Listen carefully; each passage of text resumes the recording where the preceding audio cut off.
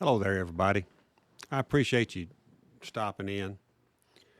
We just finished up this great and fantastic weekend.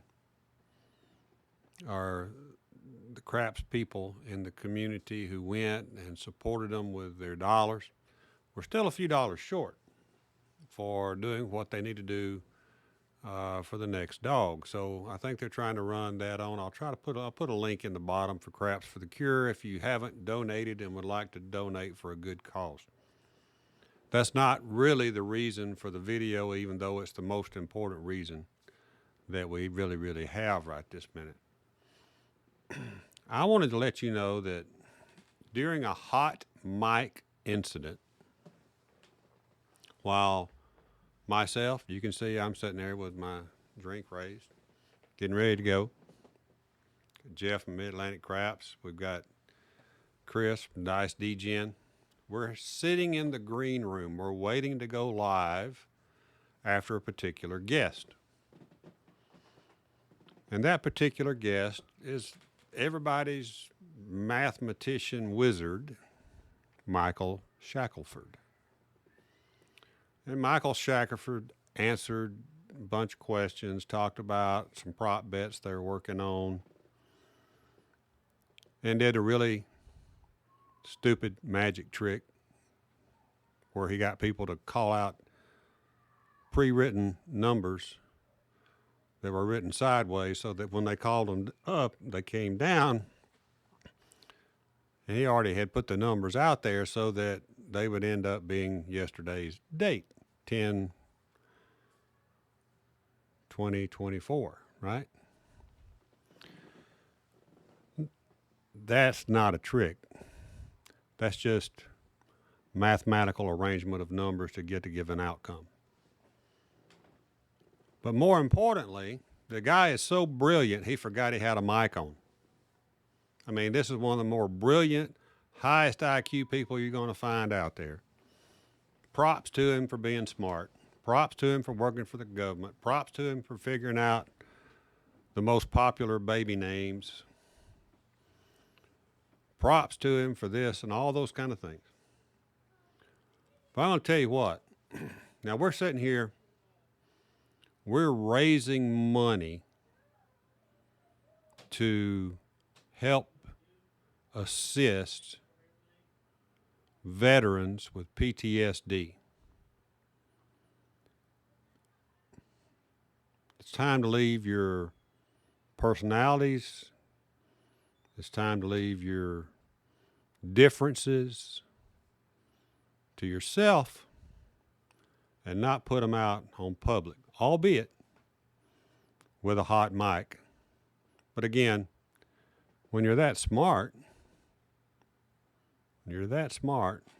and you put the frickin' microphone on before you sit down, you ought to remember you got to take the damn thing off. That being said, while his mic was playing, recording, I want you to hear what this man had to say about not only one of the greatest gamblers of all time, not only about a war hero. Many of you may or may not know. Many of you don't know. John Patrick volunteered to serve his country's call at a very young age, right when the Korean War began. John is a very intelligent person. John is a very religious person, very devout in his faith. John Patrick was captured by the North Korean army. He had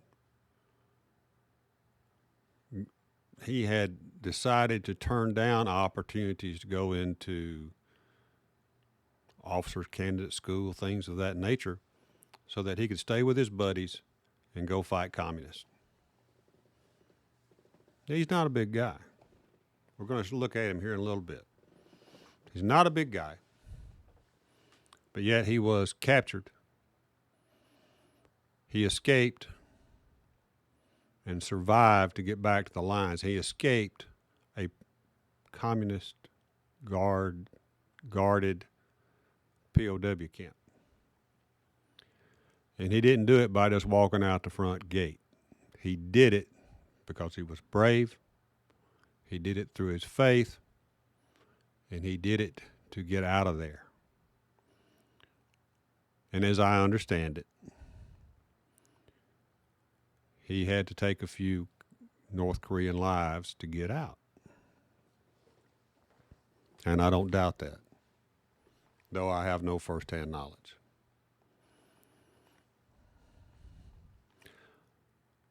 Michael Shackleford, you should be ashamed of yourself for showing up at a charity event that you've been invited to and saying the things that I'm about to let everybody hear you say, in case they missed it. Let's listen. I'm going to go. Oh, John Patrick? Yeah, that's one. I am not in communication with him. To be honest, it's rumored he died. But to be perfectly honest with you, I think he's kind of a quack. I mean, he's a very nice guy, but his gambling books are full of nonsense. Like we're locking up here a little bit. Well, Hi, did you? He called him a quack. He said he was dead. And he said his books were full of nonsense. I beg to differ. Number one, he's not dead. So I don't have to differ on that one unless he's died since last night. He's over 90 years old, still kicking. And I have the deepest admiration for heroes and people who have gone to war for this country. To call him a quack, I would never call him a quack. I would never call John Patrick a quack. You see, ego. Michael thinks he's smarter than everybody else. Apparently, he thinks he's smarter than John Patrick, for sure. And then he goes on to say his books are nothing but nonsense. Now, I own one copy. I own the big green book, published early 1980s. I don't even know if Shackleford was out of his diapers in the 80s. I'm not even sure Shackleford's out of his diapers today. That being said, if you really have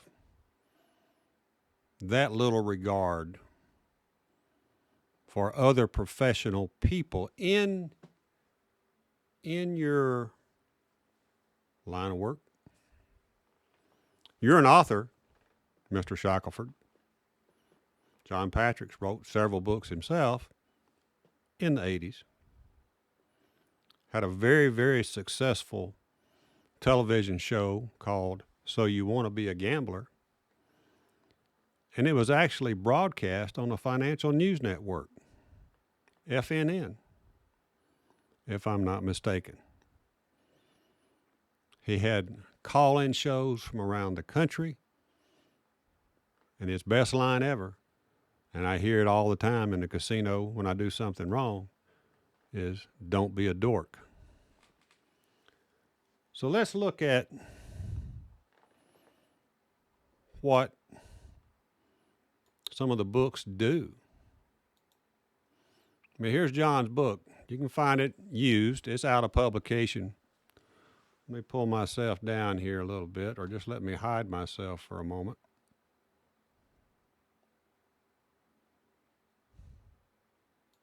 There we go.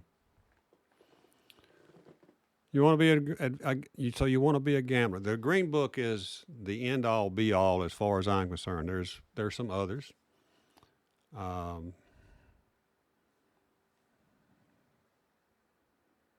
This book's very rare, hard to find.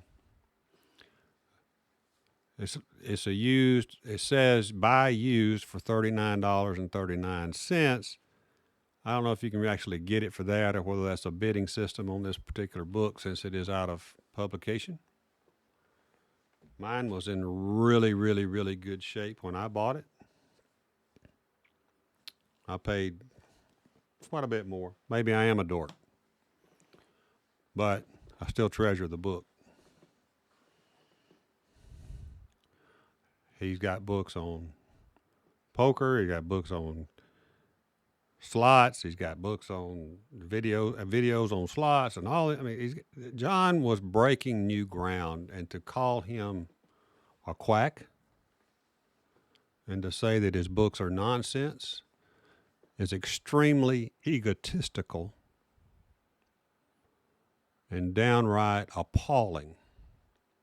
That you would say that kind of comment about someone who's been so revered in this community since the early 80s.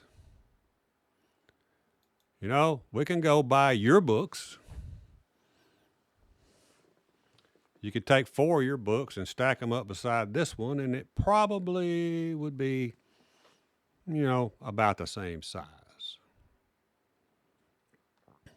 Your books. Buy it on Kindle for $10.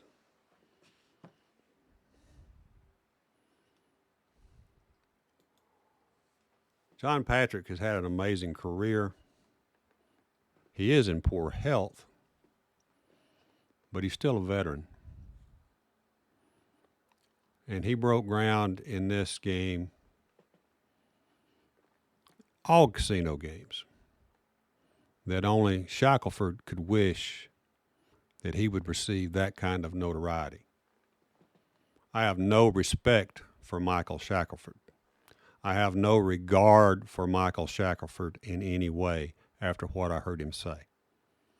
He's free to say it. He's free to have his opinion, but to do it at a charity event and just walk out into the audience that was still standing around there and say those kind of things,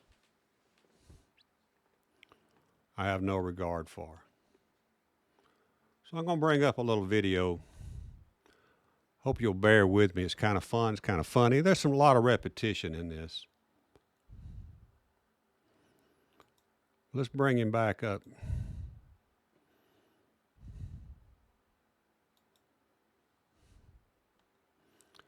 Let's make this a little larger. Let's shrink me down a little bit.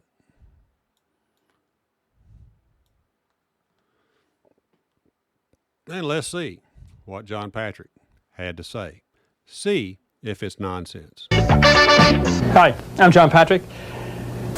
I'm the best player in the casino. The best player in the country. I'm going to talk to you like you never heard of gambling before. You're going to pay attention and learn something, or you're not going to pay attention, you're going to be a dork when it comes to gambling. Shackleford, It's up to you're you. a dork. I'm in casinos 4 days a week. I make my living gambling. I have a bankroll. I know how to play. I have money management. What do you bet when you win? What do you bet when you lose? And I have discipline. The ability and the guts to quit when I won a certain amount. I have all of those things. You know what my chances of winning is? 50-50. Does that sound like somebody who's off their rocker? Does that sound like somebody that, what do you call it, is a quack? Full of nonsense? Let's continue. I want you to have enough information, make your own decision. Don't let Shackleford guide you into idiocy. 50-50, and I'm the best player in the casino. You ever see any dorks come to this, bad players come to the table? The toughest part about it is they don't quit. You know, Rhonda, they don't have the guts or the brains to quit. You gamble out of need.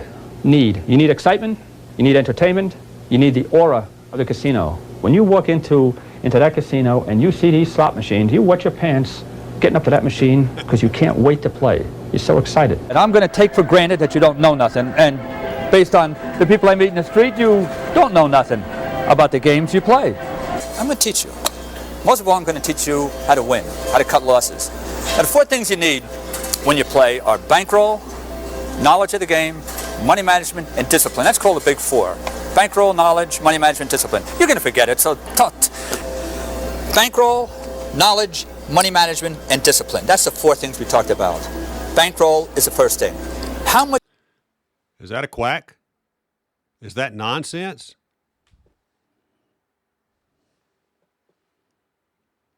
money do you bring to the casino? Now, the amount of money you take to the casino is your bankroll. I don't give a rat's tail if it's $1,000, $2,000, $200, or $300. Whatever you bring to the casino is your bankroll. And every decision you is based on that bankroll. You can't say, gee, I get $300, I want to bet $100 a hand. But you can't do it. You got to logically bet within the confines of that first move of the bankroll.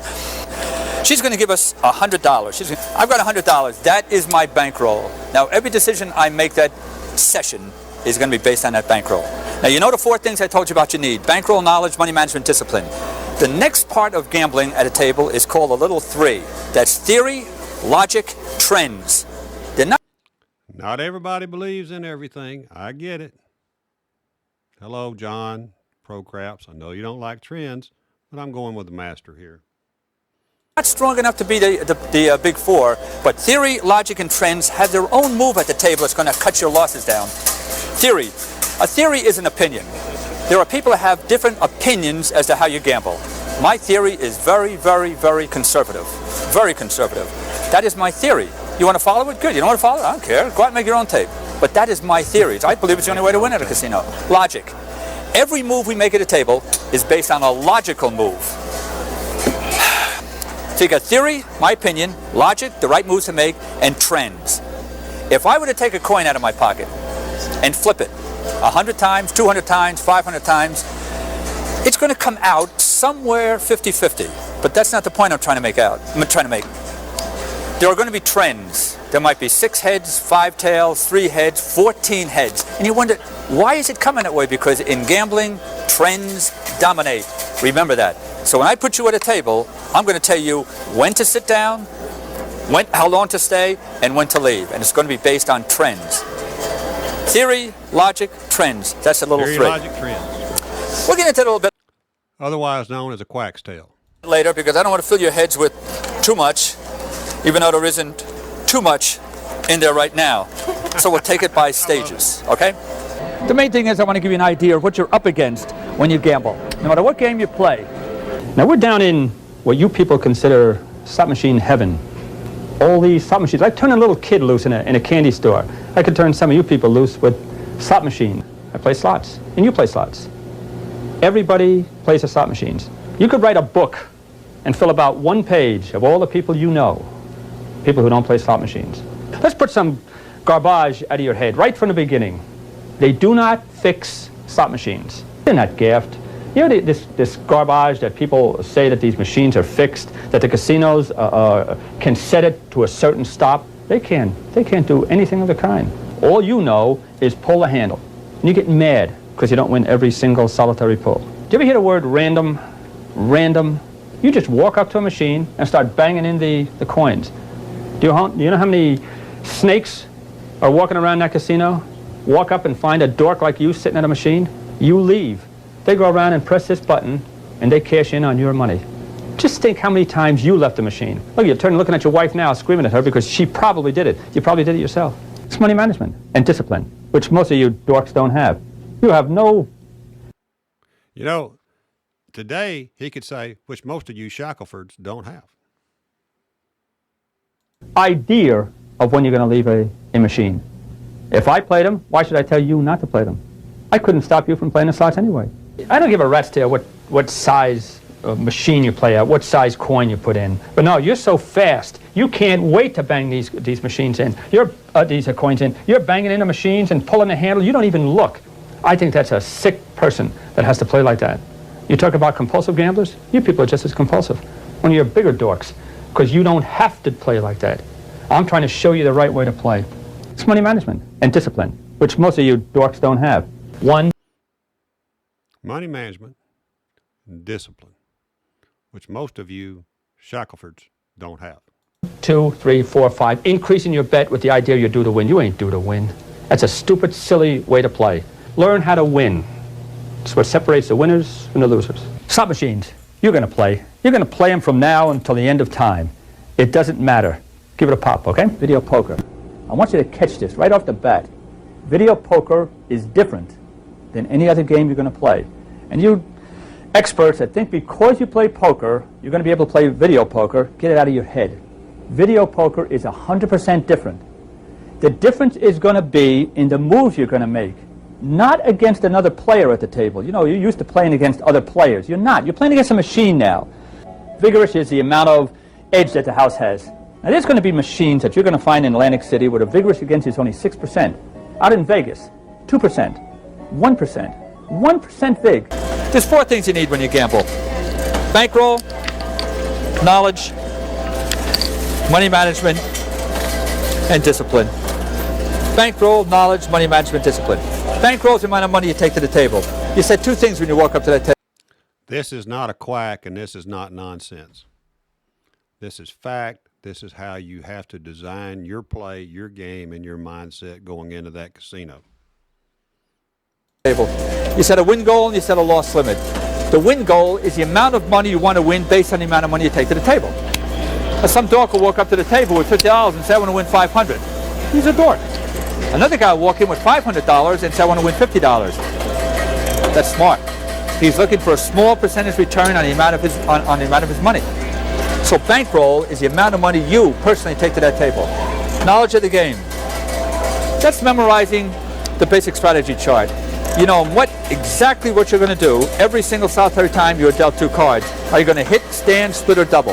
That's basic strategy. You got to know what basic strategy is. The next one is money management. What do you bet when you win? What do you bet when you lose? But money management, that's the 3rd part of the big 4. And the last one is discipline. Discipline is a key. You want to come to a beautiful casino like this, you want to come back over and over again. Y'all realize that he is actually videotaping his series inside an actual Atlantic City casino during the 80s to teach people how to play smart. Ordinarily, a casino wouldn't like that. Casinos want your money. But if you lack the discipline of going to a casino and leaving with a profit, or at least cutting your losses down, that on the days that things aren't going so good, the amount of your loss is not going to kill you. You're going to come back here again. You take your best lady down here, you take your husband down, take the kids, where if it's in Vegas, and you come into a place like this here with your restaurants and your shows and your ability to play at a low minimum table. But if you blow your money every time you walk into a casino with lack of discipline, you're going to get killed. That's why discipline is so important. The bankroll, knowledge, money management, and discipline is your big 4. You need that. I have it all. I got it all. I have the money. I get the knowledge. Now, I will say this. John was very confident in his abilities. Quite frankly, I think he was well-deserved in being confident.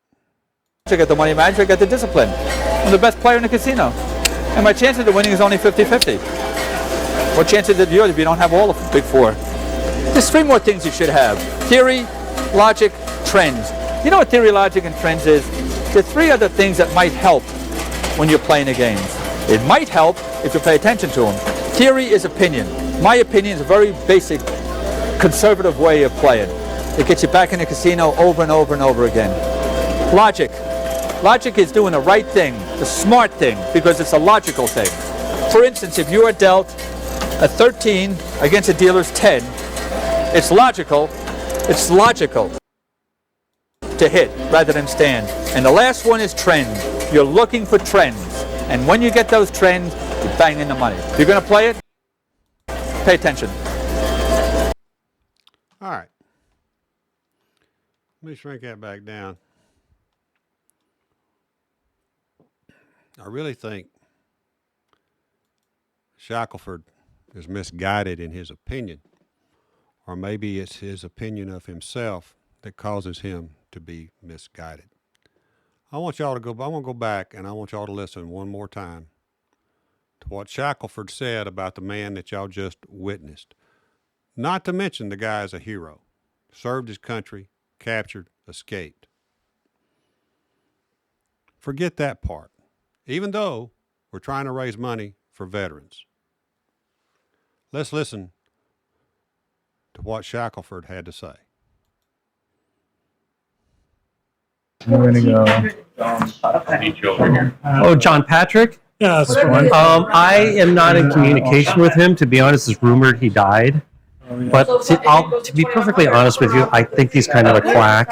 I mean, he's a very nice guy, but his gambling books are full of nonsense.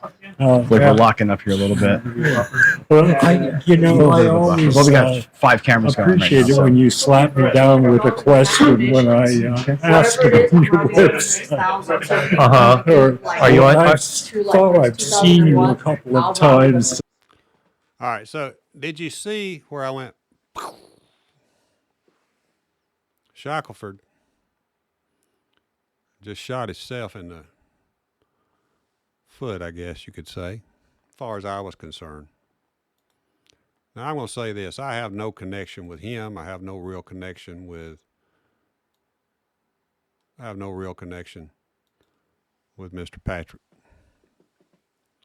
I'm definitely glad that I have zero connection with Mr. Shackleford.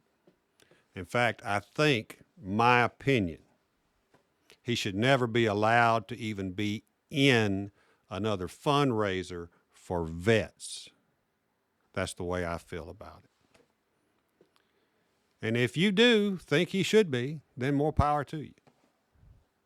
But the guy that he was just talking about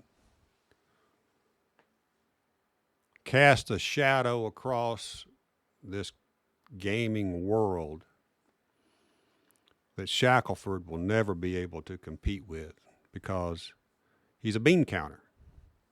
He counts beans all day. He's a mathematician. He's an actuary. He figures it out mathematically. And then he goes to a casino by his own admission and favors playing Pai-Gow tiles. Pai-Gow tiles. Doesn't really like playing craps that much. Doesn't really do. You'd think a guy that smart could count cards and play blackjack. But he prefers Pai-Gow tiles. I don't know how to play Pai-Gow tiles. I have no idea how to play. Don't care. Don't want to learn. It's his favorite game, maybe. Maybe I would never learn his favorite game. Take it out of the casino as far as I'm concerned. I'm going to tell you what. He should not be allowed back, in my opinion. I'm going to put a link to Craps for the Cure. I think they got about 4 more days. We need about $4 more thousand, I think, is what I heard yesterday, to get this new dog up and running for this next year. And if you haven't given, or if you want to give more, they're still taking the donations right through Craps for the Cure, and the link I'm going to post at the bottom right underneath this video. So if you're going to be a dork, be a Shackleford. And if you're not going to be a Shackleford, I don't give a shackle fuck.